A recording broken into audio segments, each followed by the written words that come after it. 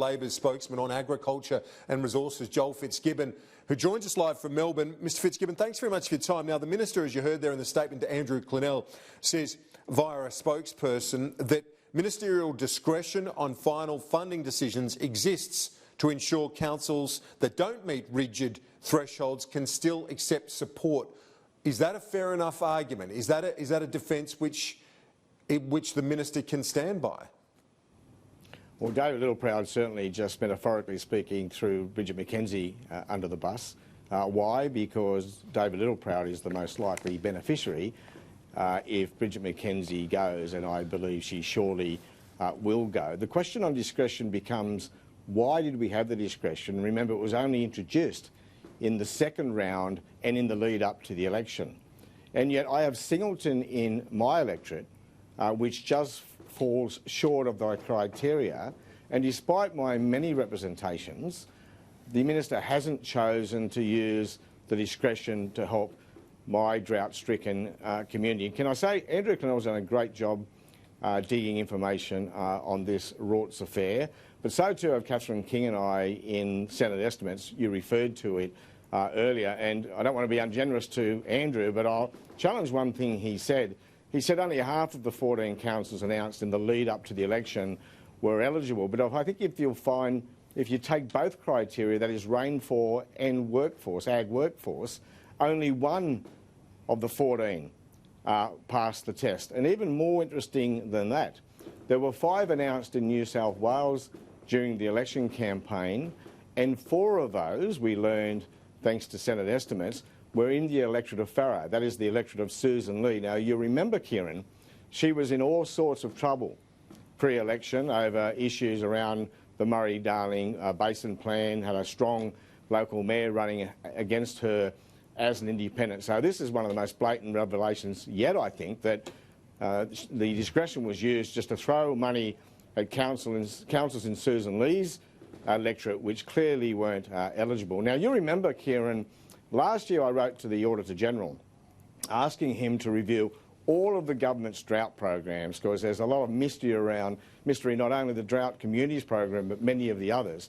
The Auditor-General considered my request but unfortunately declined to take it forward. He's got so much on his plate. But he did importantly say at the end of the letter that he was open to revisiting the idea of, and I think I'll be writing to him again today, sharing these revelations with him, and I'm pretty confident that this time around he might take a very close look, not only at this DCP, but all of these drought programs.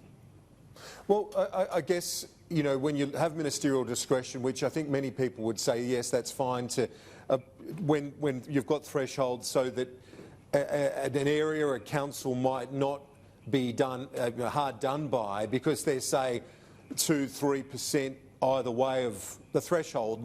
The one we're talking about for our viewers, just to recap as part of this program, was 17% agriculture-related employment in a council area to be eligible. We're talking about under 3% for one of the council areas, under 3% agriculture-related employment, whereas other areas like Singleton you're referring to, I think, is upwards of 10%. Yeah, 11.1 as I understand it, although the Parliamentary Library itself has had difficulty trying to work out exactly how the government arrived at these numbers. But 3 answers to that. No, you don't need discretion if your criteria is well targeted. You set the rules and you stick to them. Second, you've made the point, if you're going to have discretion, why not Singleton? And in the use of that discretion, of the 13 of the 14, 13 were in coalition seats. So the discretion was being used only in coalition seats, and the remaining was in Mayo, of course, where the government was hoping to win back an electorate held by an independent. And there's no argument that, say, for example, Farrer, Susan Lee's electorate, that is hit by drought, as you know. So why would the discretion not be applicable in that case, despite the various political challenges that the member might have had at the time? Well, if there's going to be a discretion, and I still don't think there should be, I think you set the criteria, workforce and rainfall, and you stick to it. If it's too generous or too difficult, we'll make it more generous, as in fact David Littleproud has done this week or last week. But if you're going to exercise your discretion, exercise it across the board. Exercise it in Singleton in a Labor-held seat, not just coalition seats. Well, one of the things that the Prime Minister has said about the sports grants issue is that they were all eligible. They might not have been meritorious or more meritorious than, say, others that missed out, but they were all eligible. Are you saying that some of these grants flat out were not eligible? No, Labor would not want to deny any sporting organisation which was successful. In my experience, I can confidently say but I'm all talking of them about the would grants, be of merit. the Drought Community grants. Are you saying that some of these, because they don't meet the criteria, are not eligible? Well, I'm saying that the government in the lead up to an election was in trouble in a number of seats, including Susan Lee's Farrer. Rather than make the criteria more generous, which would have brought in towns like Singleton in my electorate and cost them more money. Remember, their total focus was and is on a budget surplus. So rather than make the criteria more generous and bring in more towns indiscriminately, they decided, no, we'll put in place discretion, so we only have to spend the money in the seats we need to win to secure an election victory. Now, that's as blatant a rort as I've seen in my 24 years in politics and a long time watching politics before that, and Bridget McKenzie surely has to go, and she should go today. So you're arguing that this is even more blatant than the sports program, which of course has engulfed her for weeks now? I think they're exactly the same. I think it's the same modus operandi. They thought they were losing an election. They were desperate to do what they could to turn that around. They, on balance, thought they were going to lose, so they weren't even going to be accountable for these rorts. So they just applied the same methodology. Sports rorts, just run your own spreadsheet, make sure it goes to the seats we need to hold or win. And Drought Communities the same. Don't make the criteria more generous. Just use discretion so that we can spend the limited amount of money available in the seats we need to win. And so with these numbers, with this data that you've got, you will be going back to the Auditor-General, as you indicated, for, well, in your view, you want now a more thorough look at it. I do. And, you know, he did leave that door open at the end of his letter when he responded to me last year, and I'm very, very confident, given the revelations we've seen on these 14s and given the pattern of behaviour with respect to the sports rorts, which of course was his own revelation, I'm very confident that he'll revisit these drought programs.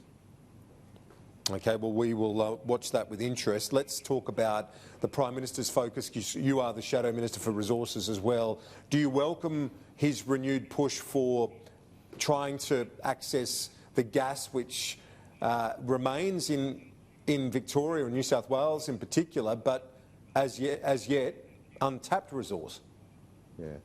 Well, what the Prime Minister did yesterday under pressure is to try to look like he's doing a little bit more on climate without doing anything on climate. Now, gas and getting more gas out of the ground is critically important. I've said that many times. We've seen what's happened, the miracle of the US economy, where shale gas or new discoveries of shale gas have transformed that economy. We need to get more gas out of the ground here as well. However, a promise to do something undefined on gas does not represent an energy policy, and it doesn't represent a climate policy. So it's a big F for favour again for the Prime Minister yesterday.